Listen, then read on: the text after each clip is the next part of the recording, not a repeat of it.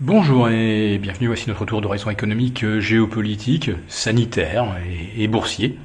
Nous sommes le jeudi 26 mars et pour comprendre comment on tourne cette planète que nous ne reconnaissons plus, c'est sur la bourse au quotidien et nulle part ailleurs, et l'épisode du jour s'intitulera « Après la règle des 3%, adieu la règle des 33%. » Il y a une semaine, face à l'urgence absolue, l'Europe renonçait à l'objectif des 3% de déficit budgétaire.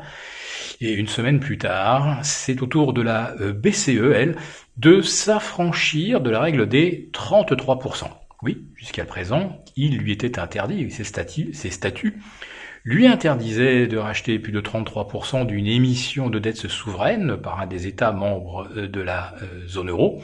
Eh bien, désormais, elle peut acheter 40%, 60%, voire pourquoi pas 100% d'une émission d'un pays comme la Grèce, l'Italie, et pourquoi pas un jour peut-être également nos OAT. Bref, c'est devenu du no limit, sans que cela ait provoqué la moindre levée de bouclier en Allemagne.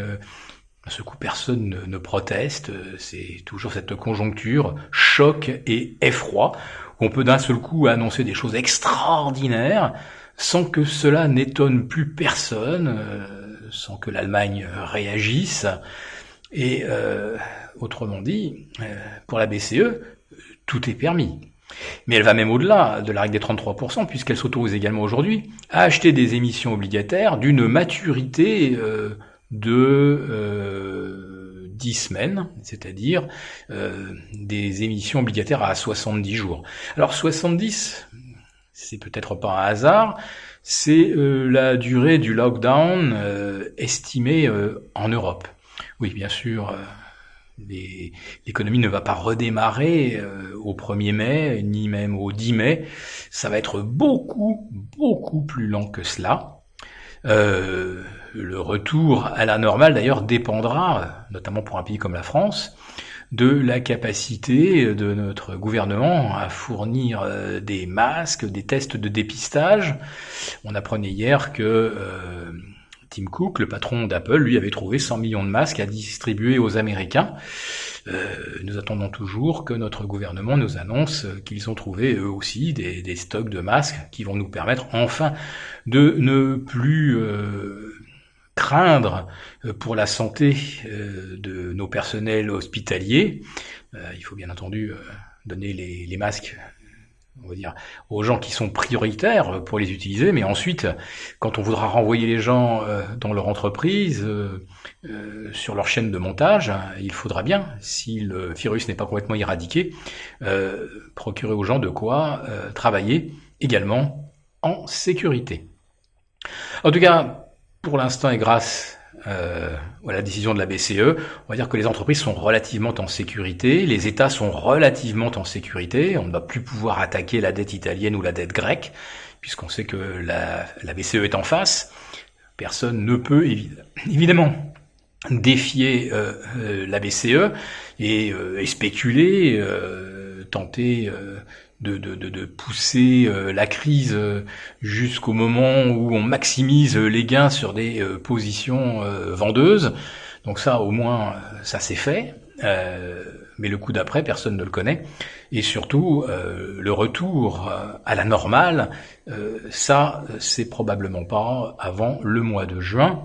Et pour beaucoup de domaines, comme les loisirs, le tourisme, le spectacle, les croisières, probablement pas de retour à un semblant de normal avant l'automne.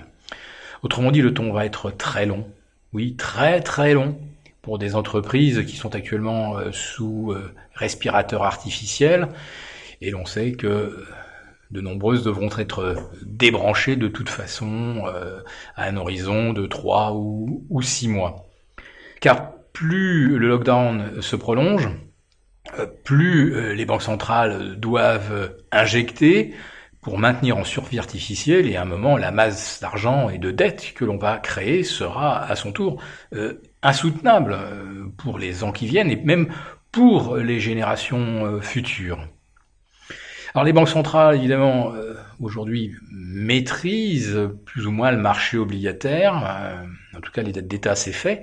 Par contre, pour le corporate, il suffit d'écouter un petit peu les commentaires des spécialistes, des gens qui s'expriment sur les chaînes anglo-saxonnes, et rien qu'à l'expression de leur visage, on comprend que les choses sont gravissimes, et que si on ne percute pas le platane là à la fin du mois de mars ni à la fin du mois d'avril, pour beaucoup d'entreprises, de toute façon, ça va être une issue fatale avec des défauts de remboursement. Et puis on voit déjà les agences de notation dégrader en cascade les notations des dettes corporate. Donc acheter le marché dans ces conditions, sauf à miser sur des objectifs, par exemple la BCE déciderait par exemple que le CAC doit aller à 4006 ou que le DAX doit remonter à 11 000, sauf à jouer ce genre de scénario. Pour le reste, fondamentalement, on ne peut effectivement pas acheter grand-chose. Alors, un des signes précurseurs d'une nouvelle crise à venir, ça pourrait être des turbulences sur les devises. Comme par exemple si le yen se mettait de nouveau à progresser très fortement contre le dollar. Ça voudrait dire qu'on assiste de nouveau à un deleveraging massif, à une réalisation des opérations de carry trade, c'est-à-dire que l'on décide qu'on jette l'éponge et qu'on veut rapatrier l'argent, remettre les positions à zéro. Et dans ce cas-là, comme on a emprunté en yens pour vendre ce yen à découvert et acheter à la place des actifs libellés en dollars ou en euros, eh bien, à partir du moment où on commence à défaire les carry trades, ça a des conséquences monétaires évidemment très importantes.